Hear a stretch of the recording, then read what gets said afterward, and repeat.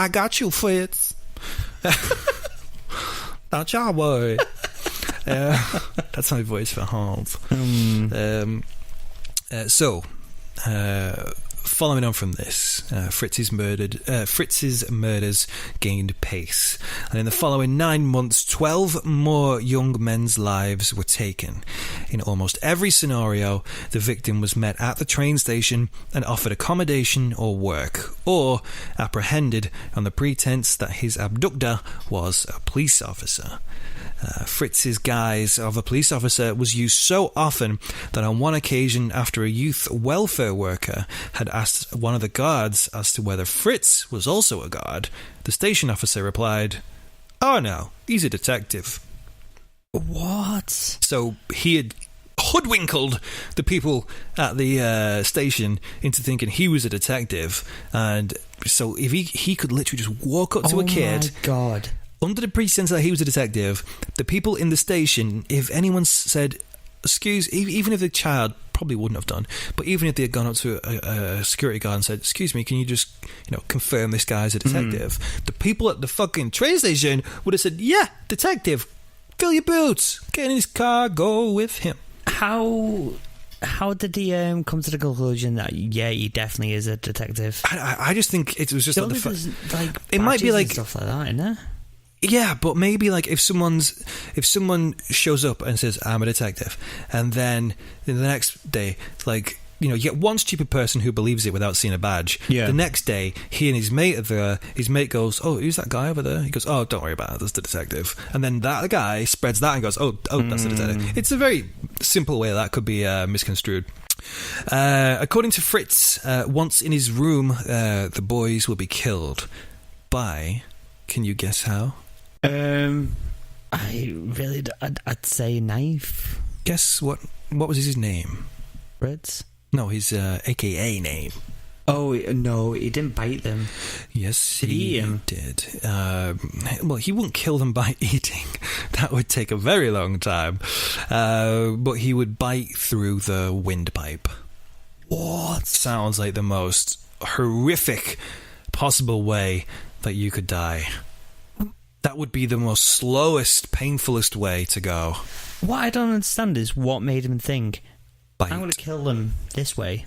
I don't fucking know. What makes anyone think I'm going to kill someone in the first place? Well, yeah, no, but I know what you're saying. Like, it's even a bit more of a bizarre way to do it. Yeah. It's very strange. But I don't know. Maybe a psychologist could probably analyse that a little bit better. So the murders actually continued uninterrupted throughout early 1924, with Fritz actually honing his remarkable knack of spotting disillusioned young turaways at the station and then removing them casually into the night. Due to the nature of his victims, angry or estranged parents and friends often took a while, if at all, to even report their disappearances. Oh. So obviously you get kids who are, like say, maybe gay, may not be taken very well at home, run away. Kids who just run away because they just can't be bothered with home. Not necessarily gay or anything, they just run away. Parents don't report them missing. That's such a shame. Yes, very much so. Can I ask a quick question? Yeah, go for it. From the first time that Hans said that he's, do you want me to just come back later or whatever it is? Yeah. Do we see him again? Does he know what's happening with all these other murders? Oh, Hans! Yeah? Oh, you give me the most perfect segues because I was just about to get to that, baby. Hans and Fritz, always with their mind on the money, ran a smooth but violent operation. So the idea was simple. The two would prowl Hanover station together until they could find a victim. Sometimes Hans would even be the one to choose the victim. Oh. They'd lure him back to the home.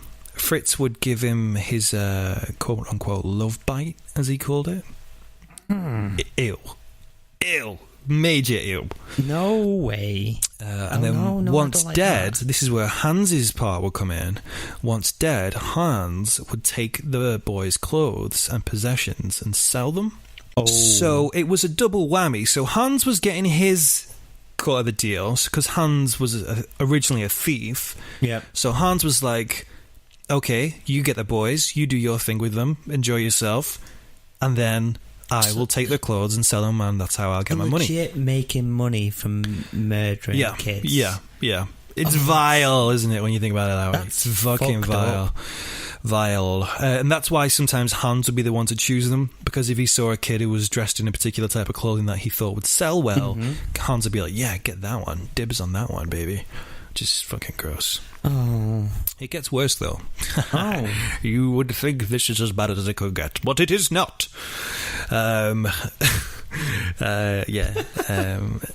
Here's the gross bit. Hans and Fritz, along with being known for selling clothes, were also known for selling meat. No. Like Sweeney Todd?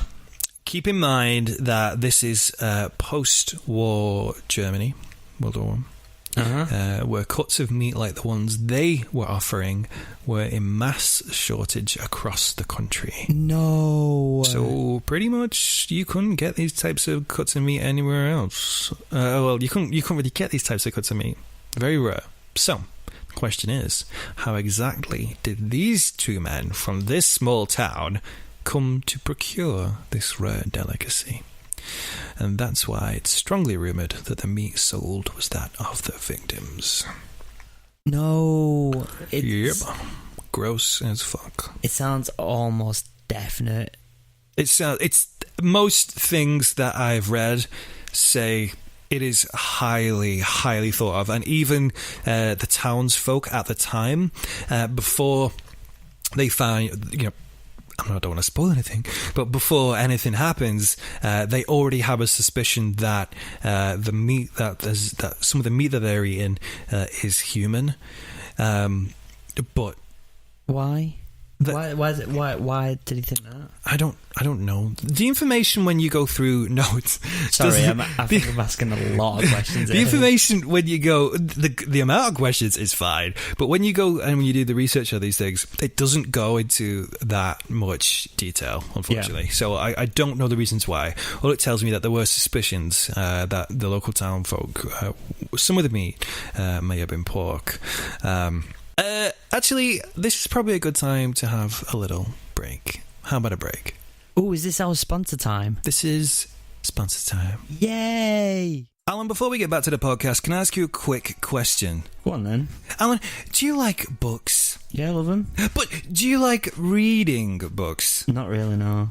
Well, Alan, what if I told you that there was a way you could enjoy all the wonder and whimsy of a book, but without the tiring and often laborious exercise of moving your eyes backwards and or forwards? Well, I would say... Well, Alan, dream no more, because Audible is the world's largest retailer of digital audiobooks with over 200,000 titles for you to choose from. Wow, that's a lot of books. It sure is, Alan. But not only that, the lovely people over at Audible are offering every listener of our podcast, Adventures in Murderland, a free 30-day trial only if you sign up using the link audibletrial.com/Murderland. Oh, that's crazy. Well, you better believe it, baby, because not only that, but everyone who signs up to Audible via our link, audibletrial.com/Murderland, will also receive a free audiobook of their choice completely on us. And who says we aren't good people? Not me. In all seriousness, we are extremely happy to be partnered with Audible. We've made a commitment to ourselves to never advertise anything to you guys that we don't ourselves already love, or that we don't think you guys would also love.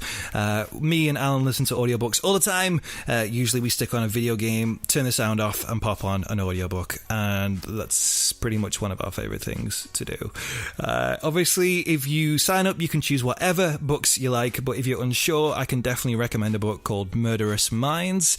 It's a bit heavy, but if you're into true crime, it's extremely interesting. And it talks about the medical side of what makes up a psychopath or a serial killer, using some pretty disturbing real-life case studies. It's definitely an interesting read. Once more, if you're interested in hearing that book or over 200,000 other titles, just sign up to Audible via audibletrial.com/Murderland for a free 30-day trial. And don't forget to claim your first free audiobook on us. Now, back to the podcast. Okay, so at this point in time, Hanover is in panic. And despite Fritz's close relationship with the police, due to his previous convictions and his well-known penchant for young boys, Fritz Haarmann, along with every other gay guy and child molester in Hanover, sort of remained a potential suspect. The thing is with this one, I thought this was a bit of a difficult one to maybe navigate, and I just want to really make it clear, because obviously we are LGBTQ plus podcast, where we talk about killers within that community and also victims within that community. This was a difficult one because what I really didn't want people to... I mean, our listeners, I'm assuming, are very intelligent people, but for the idiotas out there who don't realise, I am in no way linking homosexuality with paedophilia. I believe with this guy, because for a long time the two were very mixed, and I think this is why the police in the situation were pretty much flagging gay guys and child molesters as potential suspects. Luckily, I believe that mindset has changed. But yeah, I firmly believe you can be gay and be a molester, and you can be straight and you can be a molester. I think paedophilia is not a sexual attraction. I think it's more of a mental disorder. So I would... Arguable. It's probably controversial maybe to say that. I don't really know.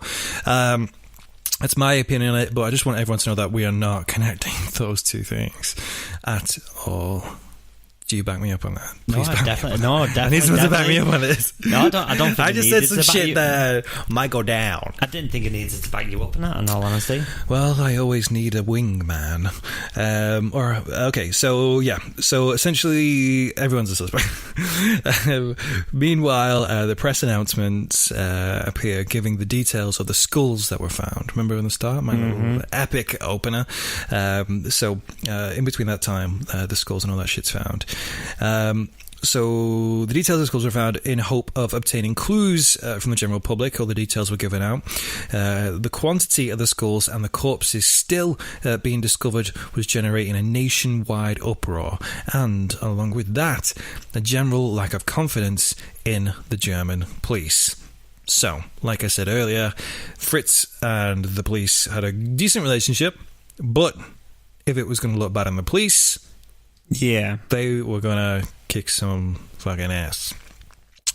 Whatever relationship Fritz had with the police was, for all intents and purpose, over. The police force arranged a sting operation, this sounds pretty cool what they do here. Two young policemen would arrive from Berlin at Hanover train station, pretending to be homeless and looking for a place to stay. They would then focus on Fritz's activities and hope in catching him in the act. However, Fritz that day had incredible luck, as instead of his usual activities, Fritz was found arguing with a 15-year-old boy named Karl Fromm. Karl had previously spent several nights at Fritz's apartment, so some of them he wouldn't kill straight away. Yeah, the paedophile molestations and the killings were occasionally separate. A lot of the time they did cross over, 99.9% of the time. Okay. So apparently, Karl was... This was apparently being particularly cheeky on the night of the sting operation, and amazingly Fritz actually reported him to the railway police. So Fritz himself goes up to the police and says this boy has been travelling on false papers. So Fritz and the boy get taken to the police station. So Fritz kind of inadvertently takes himself to the police station while the police are looking for him. So the sting operation doesn't really work as planned, but in a weird twist of fate, kind of gets him where they want him. Oh. So once the two are at the police station, Karl turned the tables on Fritz, accusing him of sexual harassment during the 7-night stay. Coincidentally, a member of the Vice Squad there was at the station at the time, and knowing that the police were hoping to arrest Fritz, immediately took him into custody. So at this point, Fritz is in the police station.